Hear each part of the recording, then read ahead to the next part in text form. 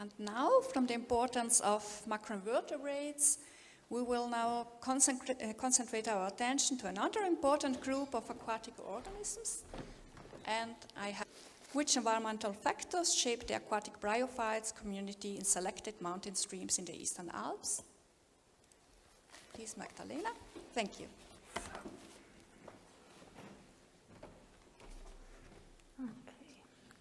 Okay, good afternoon, everybody. My name is Magdalena Widmann, and I'd like to present you my results of my master thesis. Firstly, why aquatic bryophytes? Because they are very important macrozoobenthos, or they offer as well substrate for epiphytic algae. They act also as bioindicators, probably because they are ectohydric organisms. And that means they can take up nutrients and water throughout the whole body surface. And of course, if they are submersed in the water which you will sample, they also absorb pollutants. Furthermore, they are poikilohydric organisms. And in contrast to other aquatic macrophytes, they are actually cannot use bicarbonate as a carbon source, but they have to use the dissolved carbon dioxide of the atmosphere. Therefore, you find aquatic macrophytes, aquatic bryophytes actually more in turbulent waters. This is why also their physiology is very much adapted to these strong currents. For example, we do see here, is this? No.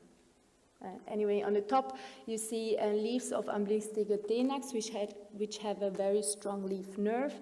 Then they have, in the middle you see a picture of the coarse cell, leaf cell structure of a Fontinalis antipyretica. And as well, they do have enforced leaf edges, for example, of Cinclidotus fontinaloides.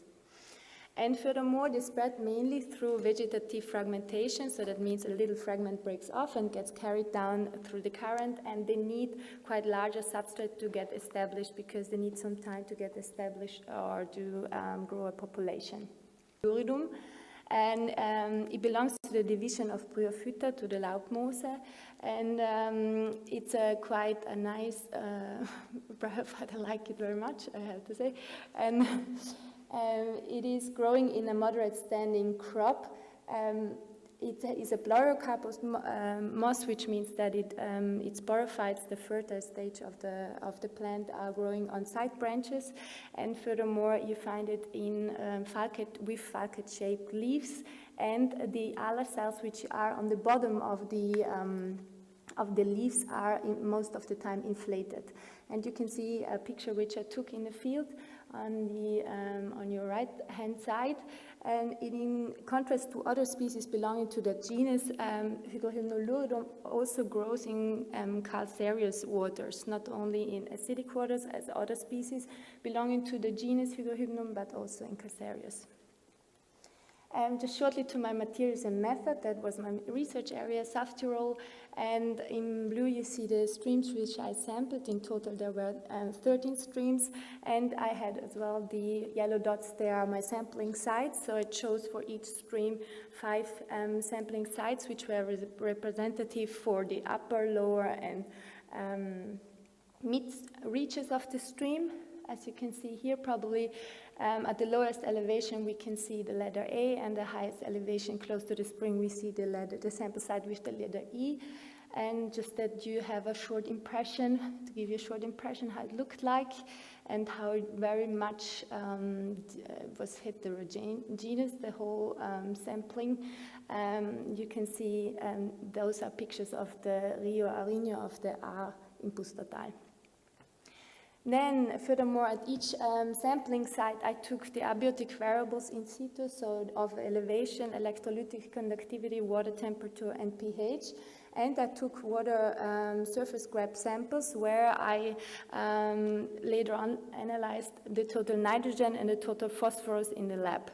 Furthermore, I performed a stratified random sampling of all riparian and submerged bryophytes in a segment of 40 meters, which was centered around my water sample site. And now, just shortly to the results. In total, I found 77 species in a sample period of 3 months. 15 species belong to the division Macrozoobenthos, to the Laubmoose, and 62 to the division Bryophyta. Furthermore, I had to exclude 36 species which occurred only once in my data set for my further analysis to reduce the noise in the data. That unfortunately meant also to exclude very rare species such as Hygrohypnum albestre and Hygrohypnum smithi, which are found close to the Timesjoch of the river Passer. And now this leads me now to my first research question. I try to show you my results and discuss them shortly. Which environmental variables impact the aquatic bryophyte community in my mountain streams? I performed a partial canonical correspondence analysis, and I found out that elevation, conductivity, water temperature, and pH were significantly impacting my species community, what you can see here on the right. Each of the abbreviations shows us a species which I found. Furthermore, I have to mention that the nutrients, phosphorus and nitrogen, did not have an impact on my species composition at all, interestingly. And I have to also to say that, unfortunately as well, my total variance, which was explained by my analysis, was quite low. So I had a little bit thinking about it, and I figured out probably because why do we have this quite low variance, and that was maybe because we have a really high heterogeneity in my sample sites. So we do have larger boulders which are facing towards the south, towards the north. We have shady sites, sunny sites. We have dead wood which we find in the river as well. And or another reason could be that I took the surface grab samples, which just offer us a short snapshot of the momentary situation of that stream. Or furthermore, I noticed that I found as well that I had terrestrial species in my data set. And that is why I took all the riparian bryophytes, of course, and they were, of course, located on the top of the larger boulders, which had a riparian environment, and that's probably why they detoured a little bit my results. So I took it a step further, and I excluded all the terrestrial species, and there were 16 obligate aquatic species left. We have again the same 4 variables, abiotic variables, which are measured, which were significantly impacting my species composition. Furthermore, if you look at the total explained variance of my whole species community, it is quite a little bit higher than before. Then we do have this next second research question, which I ask: are the same variables relevant in explaining the occurrence of the dominant species of these communities? To tackle this question, I performed a generalized linear left, and I tried to predict their occurrence with 2 sets of abiotic variables. We have my measured abiotic variables, which you can see in the middle, and we have as well the Ellenberg indicator values, which I computed for each sample site, depending on the species which are found there. And so if you look in total here, and the numbers which you see, they are actually the numbers of the sum of the weightings of the sum of the archaic criterions. One single variable which is impacting all the occurrence of my selected species. So that let me guess that, of course, species do have species-specific habitat requirements. Furthermore, we can see in total, if we compare, we see that there were higher significant values for the indicator values from Ellenberg, which we do have on the left. We have light, temperature, continentality, humidity, and reactivity. So we do have higher values there, and that is probably why, because they describe most likely better the habitat, because they are the result of the overall impacts of abiotic variable and not just from the variables which I measured just in this moment. And furthermore, there should be an overlapping in the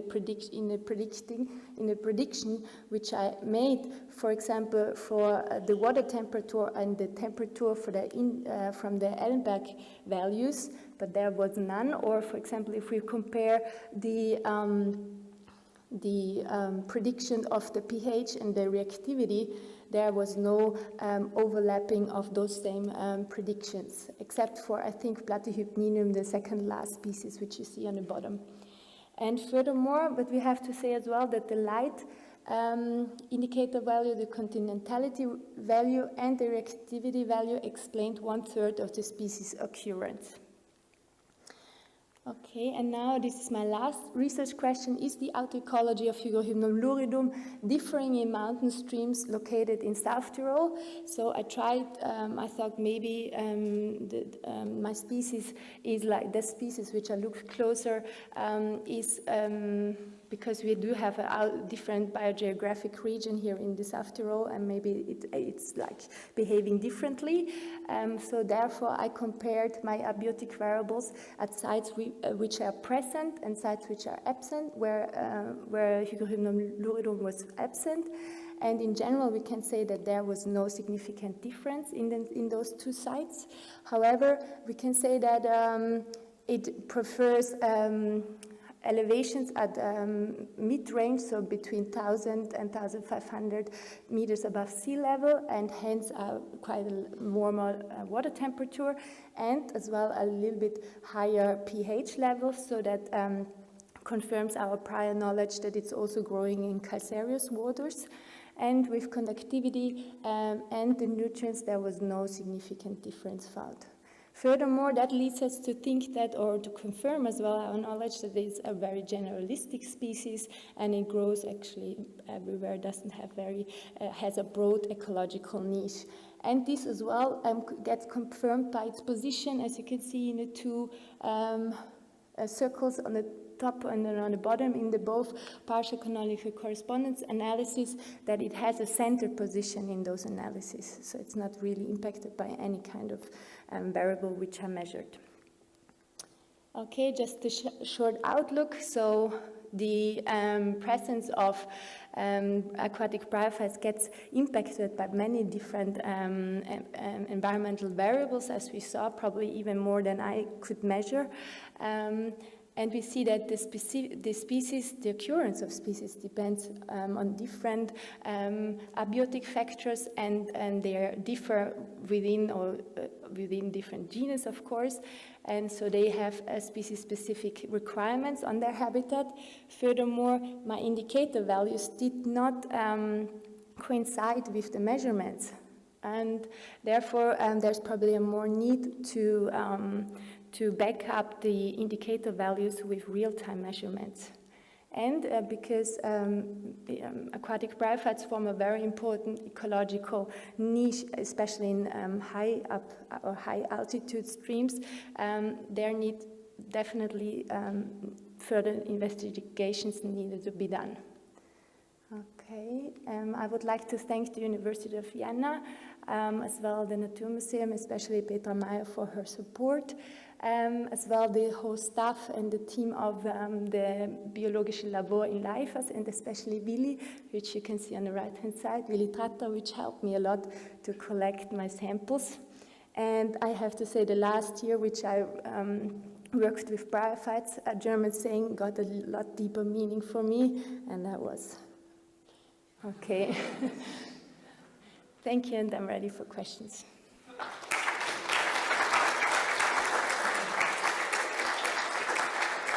Thank you very much, Magdalena. It was a wonderful presentation. And now, questions for her.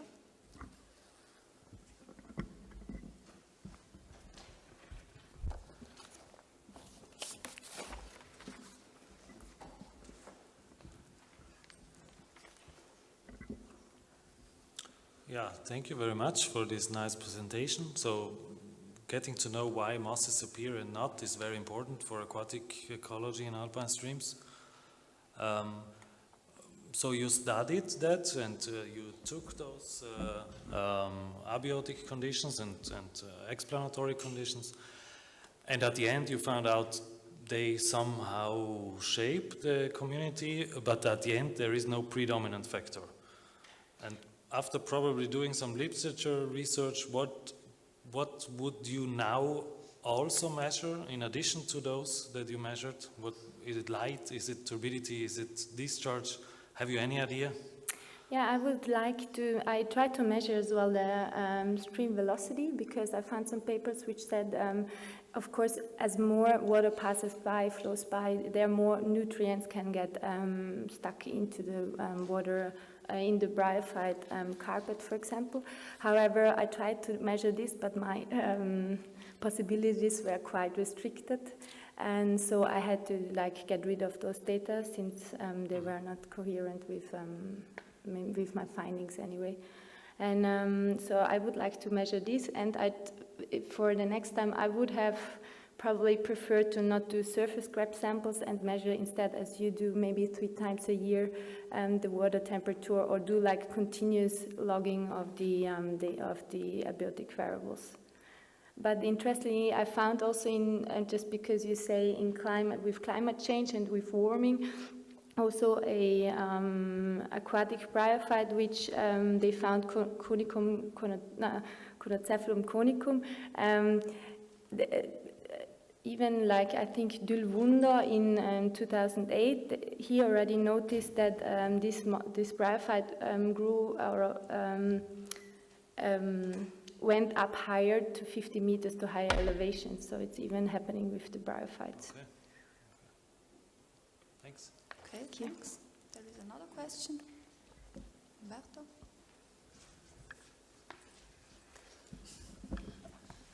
Thanks for the presentation, and actually, yes, I wanted to suggest you to measure stream velocity, and I think that, just a comment, one thing you can try to do is try from the GIS to calculate the main slope of your sampling points, of the catchments up to your sampling points, yeah. And this can give you a little bit of an idea of what is happening.